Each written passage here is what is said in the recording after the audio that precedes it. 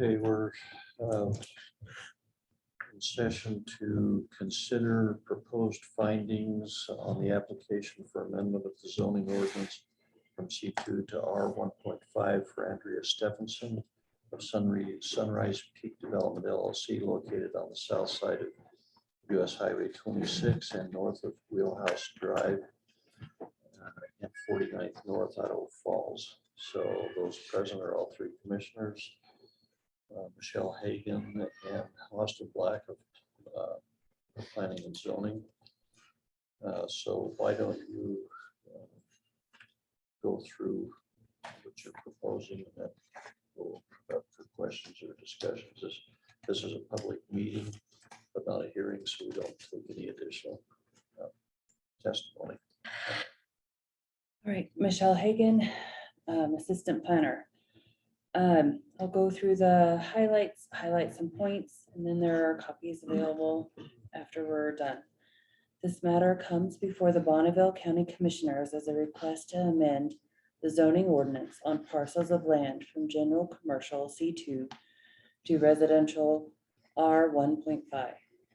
The request is being made by Andrea Steffensen of Sunrise Peak Development LLC on property located on the south side of Bryon Highway, US Highway 26, north of Wheelhaus Drive and 49th North, east of Ammon Road in the area known as Beach's Corner, Bonneville County, Idaho. The Planning and Zoning Commission heard this matter on September 22nd, 2021, and recommended approval of the request of the rezone request with a 5-to-1 vote.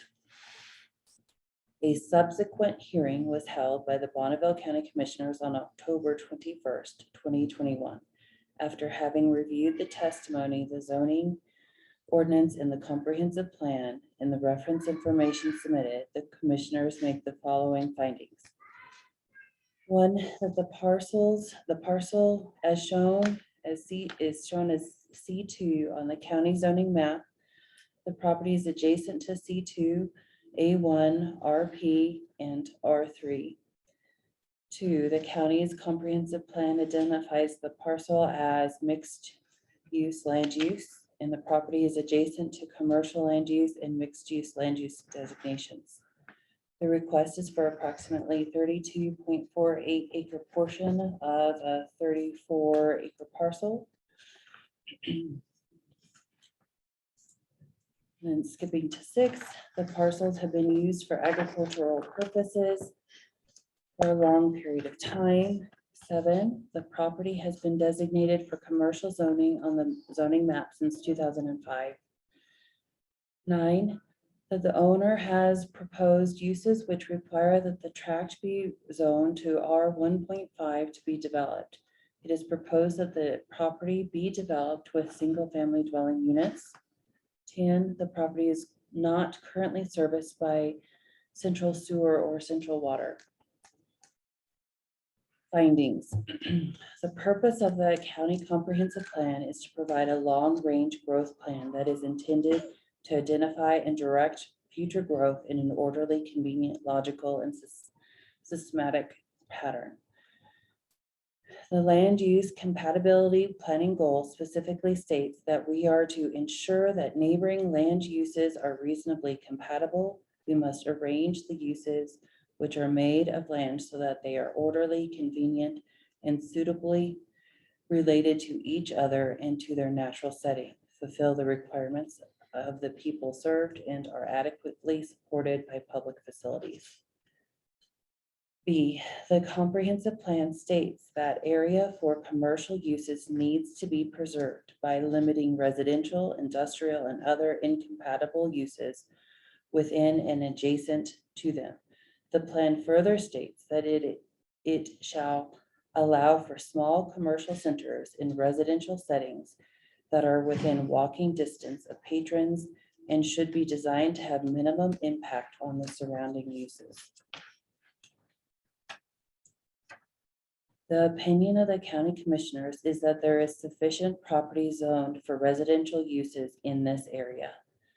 The zoning along Highway 26 is zoned for commercial uses. The property to the northwest is developed as a commercial property for over the last 20 years. This is Egan's Nursery.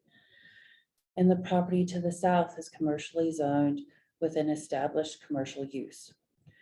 It is also the opinion of the commissioners that the zoning map amendment cannot be considered orderly because it does not meet the planning goal, which specifically states that we are to ensure the neighboring land uses are reasonably compatible.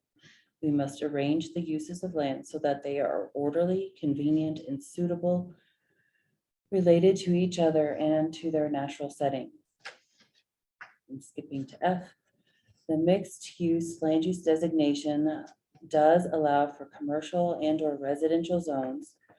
The commissioners may determine which is the appropriate zone in that location. It is the opinion of the county commissioners that the proposal for the residential R1.5 would impact the existing developed commercial businesses. The preservation of the commercial zoning will provide the area for commercial businesses to develop as development continues in the area. Conclusions. The county commissioners acknowledge that this property is designated for mixed-use land use on the comprehensive plan map. The comprehensive plan acknowledges that all map amendment requests must be properly recognized and that the commission is not required to allow the rezone on the sole basis that the zone is one that may be considered on that basis alone. But the commission clearly has the obligation to review all the facts and use its discretion in considering the evidence presented in a rezone request. The commissioners believe that the Planning and Zoning Commission erred on their recommendation to approve the rezone. The commissioners believe that extending the residential zones further east would be inappropriate. The commissioners believe that the existing C2 zone complies with the existing land use designation. Existing commercial zoned land must be preserved and is compatible with the adjacent zoned property. Decision based on the above facts, it is the decision of the county commissioners that the request for amendment of zoning ordinance from C2 to R1.5 be denied. The zoning administrator will hereby notify the applicant of the decision of the board. Any Questions? I don't have any, it reflects my view very well. It reflects every input I've given. I don't know what you guys gave, but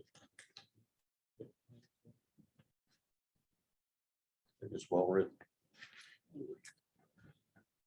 So do we have a motion? I'll make a motion that we approve the findings of facts and deny the application as stated. Okay, do you have a second? Second that motion. Okay, all in favor? Aye. Okay. I will sign one of these original copies, I think and I'm not sure your name. Justin. Justin. Yeah. Welcome to I get a will- copy of this. Yeah. As soon as we get this out there.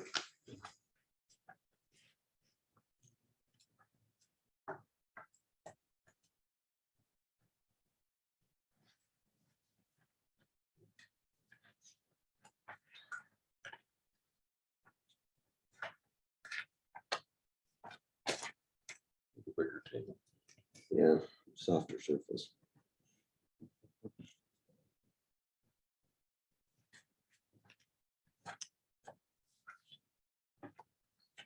Okay, thank you. Great. We have some plats. We had one plat, Kurt Rowland isn't here, but so we looked at it before, it was past the time extension. It had to go back to PZ. This is Wolf Creek number 3, so. When he complained about having. See you later, Justin. Yeah, and then he proceeded to tell me that through secondhand methods that it was approved at P and Z, and then he doesn't show up, so. Yeah, Kurt likes to take shortcuts and he doesn't get things done.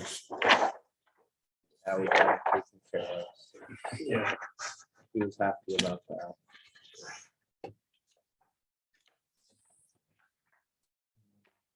Brought it I don't know, this maybe time, he too. didn't care for my email that I sent yesterday. Sent an email yesterday. Trying to- He didn't acres, Division 3. And Lance, on the improvement drawings, they do have the information for constructing the bridge loss to the east. Yeah, I believe think it's in so. there.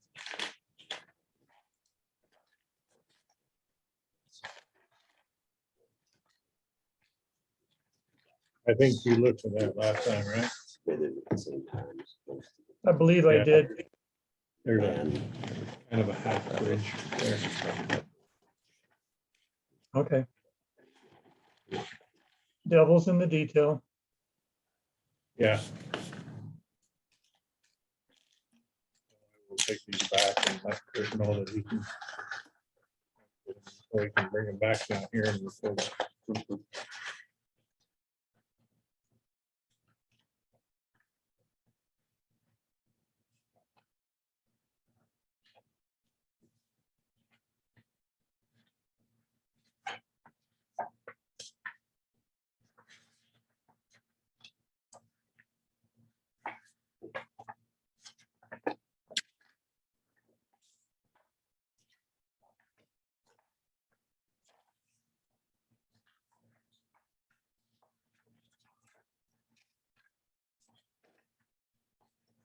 What it's,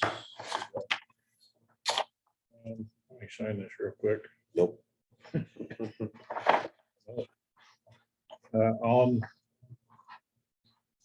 DocuSign is a letter of conditional acceptance for Kamar Loma subdivision number 27, but I also have one here if you want to sign this. we might as well sign it here. Yeah, we might as well. I didn't notice the Say DocuSign. about 15 minutes too. Well, she want me to go through that. So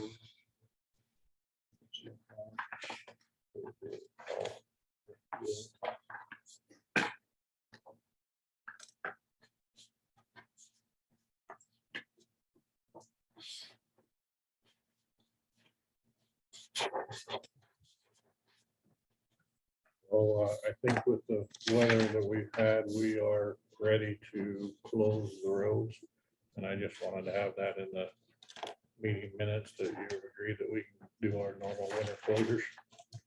When I close. Yeah, Okay, and I'm in favor.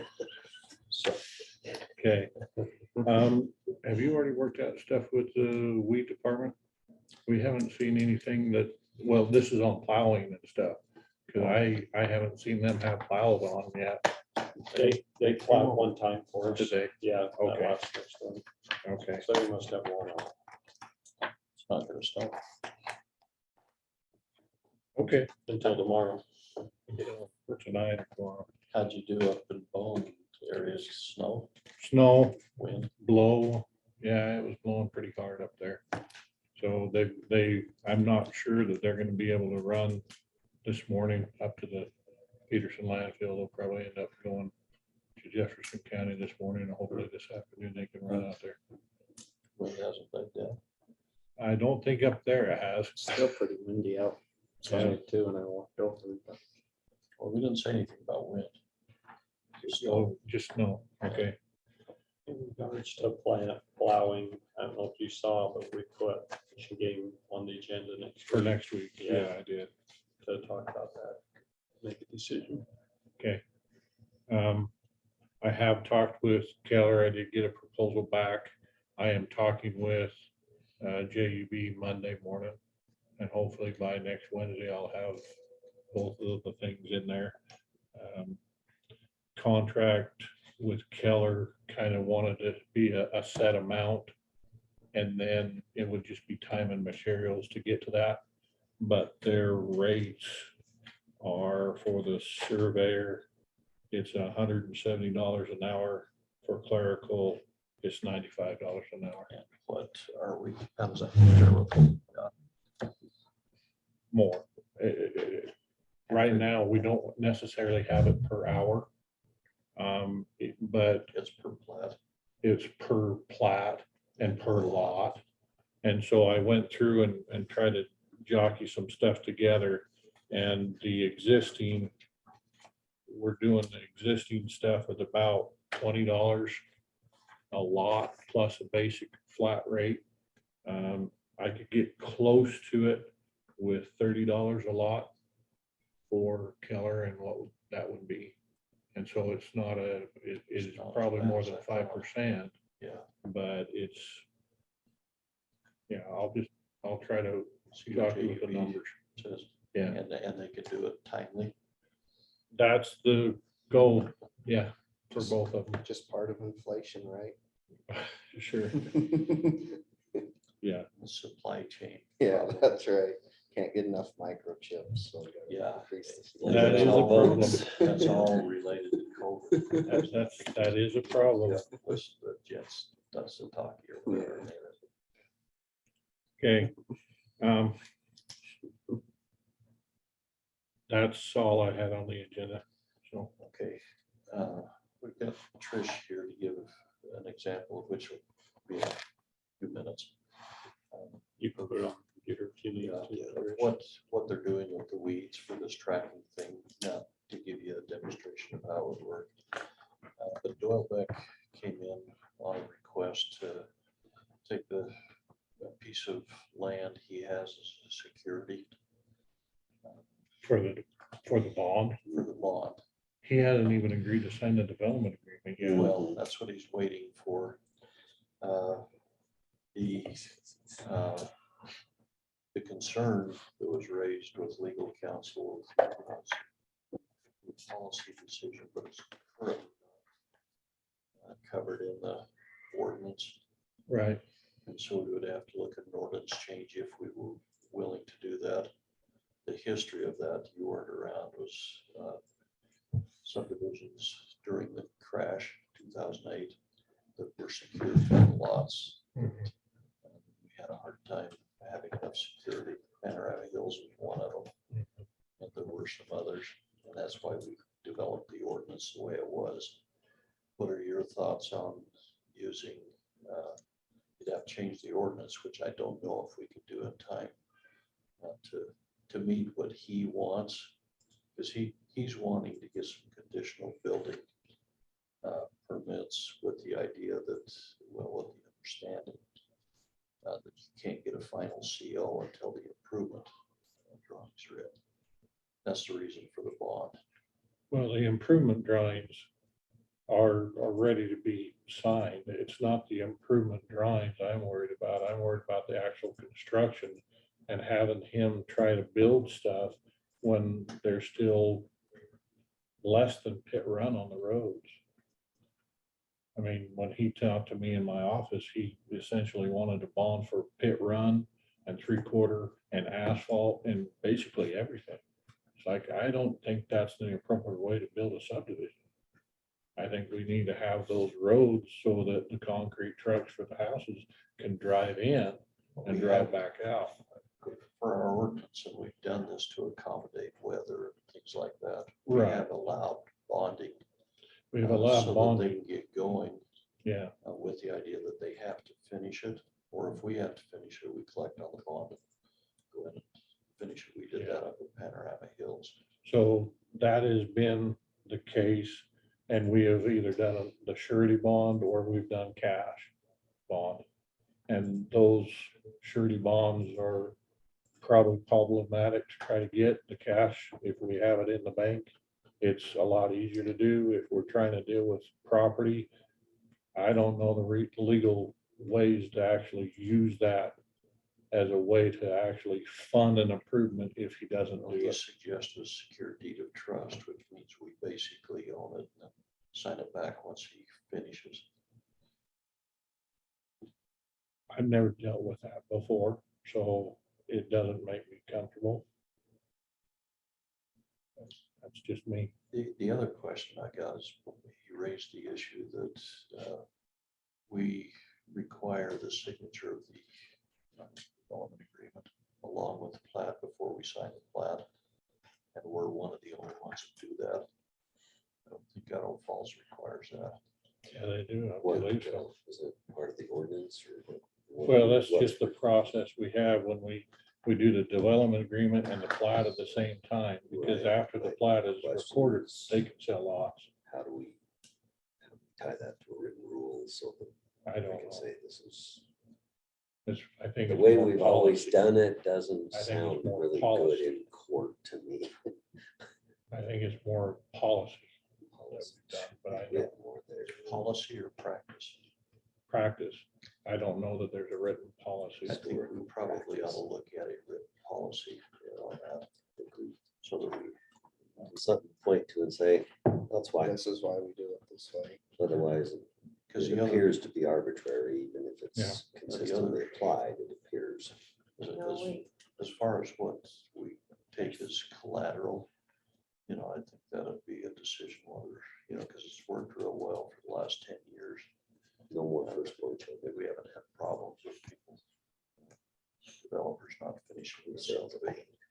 You talk about your most comfortable way is money in the bank, but another part of that ordinance allows for an irrevocable bank letter of credit. Yeah, Has that happened before? we have used a bank letter of credit where the bank issues a statement to us and said, these people have this much in the bank. And then as we go through and they approve stuff, So then We does the can bank lower hold that down. that, the bank does hold it. when they issue that? But they give us the ability to go to that account and take it if we need to. So they tie the money up. Yeah, the bank does. I can understand. Why did you say that bonds are difficult? I have had limited success in actually getting the money out of that bond in order to hire a contractor. Why? That's been my experience. I don't know why. We had situations here where we. I have not had that at Bonneville County. It happened before, once in the city of Ammon and twice in the city of Twin Falls. That we had bonding in place and it was just a legal battle that we didn't get anywhere. So it wouldn't be much more difficult to have it, in fact, almost easier to have a secure deed of trust. Difficulty getting the cash would be, you'd have to sell it. You'd have to sell it. Yeah. But we'd have to change the ordinance to allow that, so we're not Yeah. as an alternate form of bonding. Would we have to go through the foreclosure process before we can sell it? Not if you're the deed holder. You'd have to show that there was a default of the agreement, because the agreement on, if you wrote the agreement correctly, you'd have the deed of trust, and you would sign that back over to them when they complete the terms that are outlined in the agreement, as I understand it. And I don't understand it because I haven't anywhere seen that. Okay, we just wanted to get your view on that, what we. We have in the past on multiple subdivisions implemented this policy of being able to have bond posted and issued permits on hold the COs until the roads were passable, particularly in the winter, where they can't get final When they couldn't material. get asphalt. Yeah, agreed, but Yeah. this is over the question of what is counted as bonding. What I would say, whatever he wants, whatever we have approved within the ordinance that says they can post those three, I think that's three we probably should limit it to. His proposal was outside of the ordinance. Yeah, so that's what we're looking at, is do we want to change the ordinance? Because he's offered an asset that's probably worth double what the amount of the bond would be. And the value of that, how do we verify the value? Their engineer's estimate, Yeah, which he hasn't provided yet. no, yeah. So, okay. That gives us a pretty good idea what we wanted to visit with as we noodle it. We've got an Esri contract on the, Yes. I decided on is that already done? From some of the others, because it's 3-year, that's maintenance. agreement. Some reason I think it was Broke Bridge, but yeah. And Weston did have them put all the verbiage in.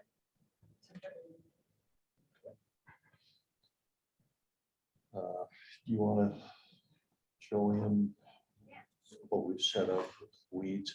We're trying to work out the bugs because we think this would be a real good management tool for you if we can figure out how to get it on your different pieces of equipment. And this will be a visual of. the So I benefits. actually got on this yesterday, Preston and I got on, Nice. and there was, as we were looking at it, we did figure out there was a couple issues with it that we saw when you and Dawn were out driving around. There was portions of that area where Dawn was at that she didn't actually drive, but the segment of road showed up that had been serviced because the segment of road was more than what a mile length was.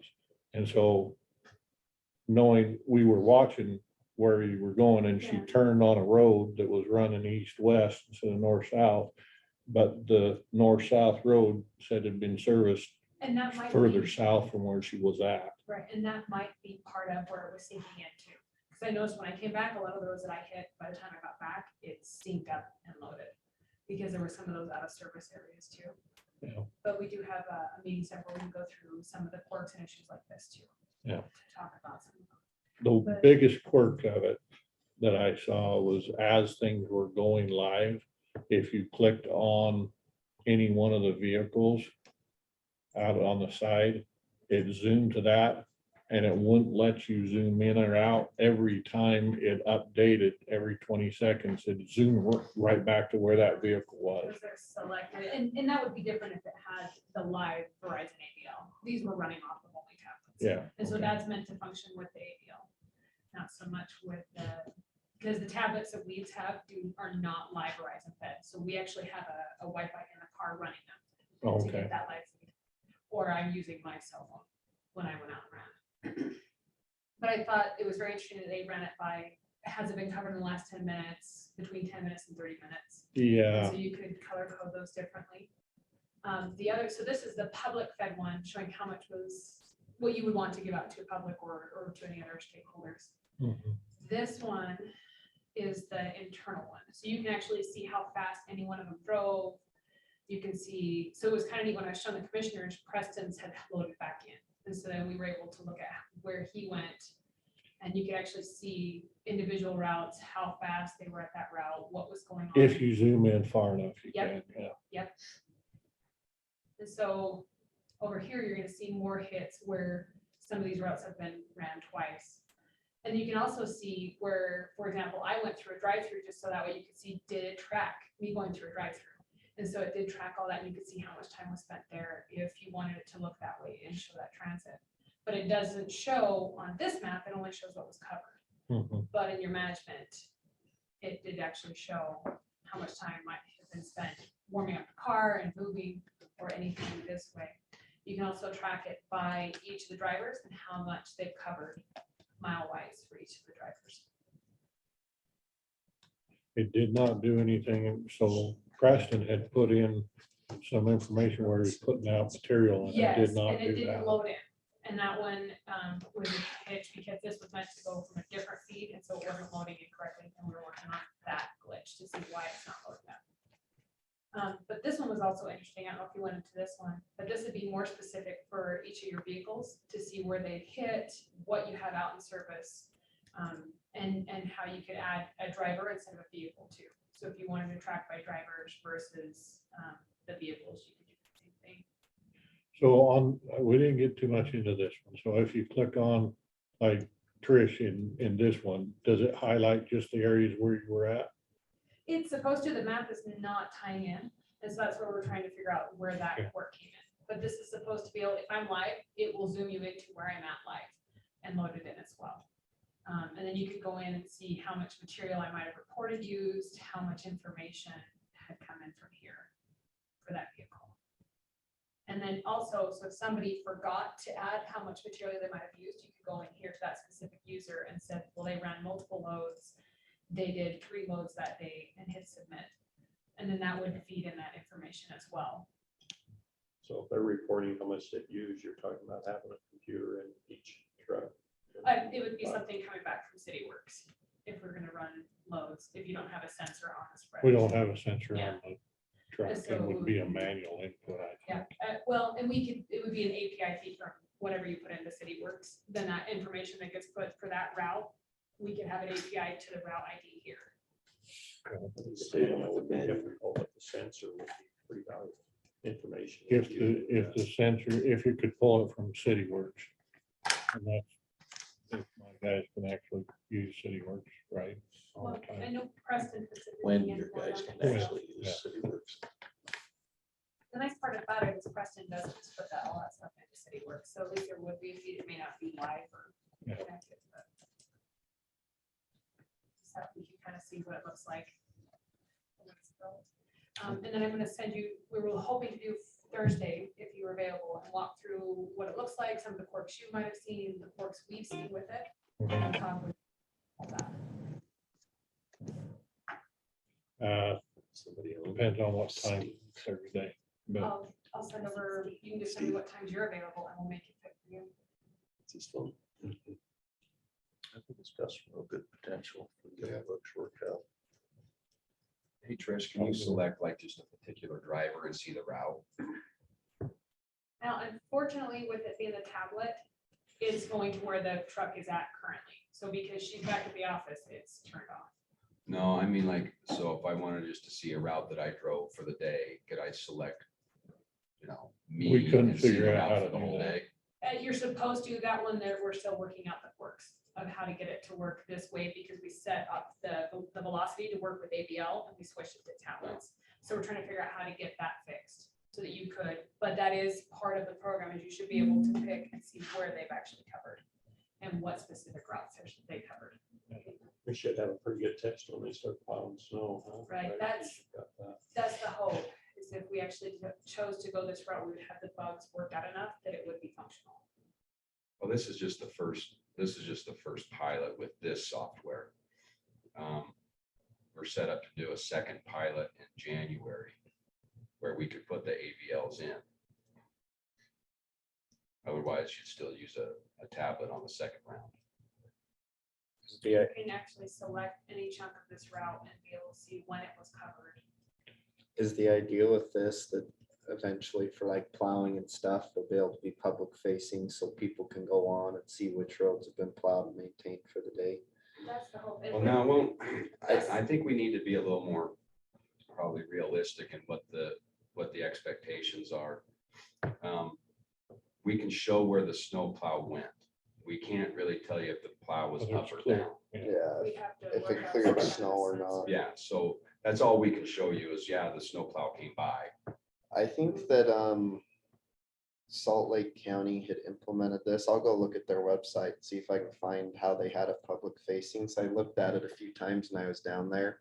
And I really liked what it looked like, but just as contact point of reference for errors, things they went through, if Mhm. that would be helpful. I'll see if I can find their, Wanted to see if they went with this route or Yeah. if they went with the more expensive Geo Event server. yeah. too. I'll see if I can locate which exact, I can't remember if it was Salt Lake or Provo County, or not Provo, Utah County. I'll look, so. That would be helpful, because I know that ITD has went with something like this, but they went with the more expensive Geo Event server. And what they did for their plow up, plow down is they had magnets. And so if the magnet broke, then the sensor fed that the plow had been moved up or down, depending on if the magnet was in contact or not in contact. And so, Technology. right, and so it's a Could matter get a of- little finicky. Right, and so, and that's what they did for their trucks to get past that sensor issue, was Okay. with a magnet. Well, that's just one that I've seen when I was Right. down in Utah, so I'll send it to you if I can find it. And the other one they're looking at is, I wish I can remember which, it was a very large ski resort, has been using something like this as well to show plow as well as the snow ratio, where the snowmobiles are, where any of their rescue activity is doing the exact same program this is. So We have a shortage of chips, but magnets are usually available. Yeah. All the chips are in Sweden. how was the reception out in Bowen?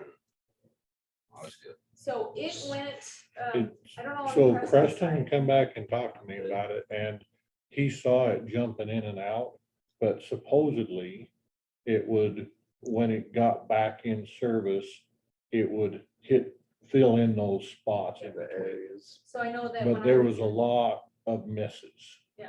So, And in Osgood, there was a lot of in and out where I was, but it would go out and I would see a yellow on my map and then it would go back in. I could see it load in. every time that it came up. Yeah, And so I think it was a good test of what Verizon coverage is. In the AVL, it would do the same thing. As soon as he would have got back in service, it would load everything back up. it was So- inaccurate on the timestamp of it though. And so if you're looking for a timestamp, every time it went out, it'd come back in and hit 2 or 3. It'd be exactly the same timestamp. Right, because of the service side, and I Yeah. don't think the AVL will work that way, because it's supposed to store onto onto a card inside of the AVL, that big brick of the GPS. So it should keep the timestamp, is what we were told with the AVL, but because we're running it with the tablet, it goes from the timestamp, the tablet can send the data through the quick capture. In Salt Lake, they've done all this. At the geese at the airport, they go and capture them and they put chips on them so they can track their flight patterns, because they've had a huge problem with the planes taking off and hit geese. We went to a conference. It was amazing. They could show you right where the geese were, what times they fly there. And they're like, surprisingly, it's really accurate. You would think the animals kind of have their, just do whatever we want, but they're like, surprisingly, their flight patterns are pretty true all the time. So it's cool that they can do all that, really. Do they share that with the producers? Great buckshot. Yeah. But they said they have one for all the wildlife too, because they track the crossing on the highway, and they said, however, this is not public facing because there's a lot of hunters who probably like access to this. Well, they said the same gal that did that, in the old system where they have to use Esri and all the old SQL server, it took her 6 hours to go through any kind of analytics to have it spit out information. With the new insights that they're using that also feeds into Power BI, she was able to do the exact same thing in 30 minutes. Yeah, it's impressive. To see how I well think it Bryon ties would in. like one of those pilot programs for elk up in Island Park. That he could figure out how to locate them. Yeah. Yeah, great. Can you Be find out the convenient. same thing for caribou? No. Oh, I think it's great. So if there was somebody out there right now on that tablet in service, you could see them moving on the Yep, map. So Yep, it's it live would show feed. live. It Yep, is, well, live to maybe where not the on the tablet's tablet. located. yeah, because Yeah. we did watch it yesterday and there was about a 40-second gap in between different things. And so it wasn't real time, but it was, you could see where they'd been. Yeah. Yeah, we put it up in our office for the kind of the crew to monitor. We were calling back and forth with our headsets on to see how is it updating, what does it look like? Yeah. And it's not quite as live as we'd like it, but I think the AVL is supposed to be a lot liver than ours. Yeah. I think it'd be a good management tool, even if it's got gaps though for you. See I how it think takes people on there's different routes. several advantages for us internal. I hesitate more on the outward facing stuff. Till you get the. Yeah. Yeah, until it's worked out, you don't Yeah. want to put it out there and get a bunch of calls when it's not. Bryon doesn't like feeding the post. Just Put his cell phone. Oh, We'll just Vicky heard put you. Brian's email and cell phone back on the county website. Voicemail is full. Okay, well, I think that's. We were gonna call you and say, hey, you're going too fast. I know, right? That's where it's like, I'm gonna speed a little bit right I here had a because I couple want to see if it will questions. show. Yeah, I talked to And Steve it does. this morning. Yeah. And a couple since then, Okay. so.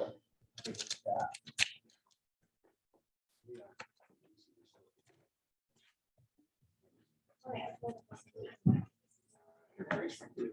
have a technology for some of the buildings that put footprints He on was that verbal side to me as well like- for maintenance. Oh, So the existing- But we're okay. gonna try and see if we can do. That sounds good. Yeah. I thought about that fairground map. I mean, just an updated with building sizes. Is Roger still there? Project for us. No. to do. Yeah, well, that's That would it's be in his really helpful, office. and Do you then we need can him? just Post it out there. Okay, perfect, because that's what we're looking at, something more so you get into the little I'm cartography, getting tired. like the designing aspects of Yeah, it, it's just and then how to get residual. out to the public. That would be a value. The other nice part of it is that at the end of this, she then has to submit it to her school, show it out in communication, and then having those things. Okay. So we thought it might be a great idea, because then it can put out to the public, they can see things. fee for. Well, that would be really helpful. Too much in my hands. Gotta get it out of the way.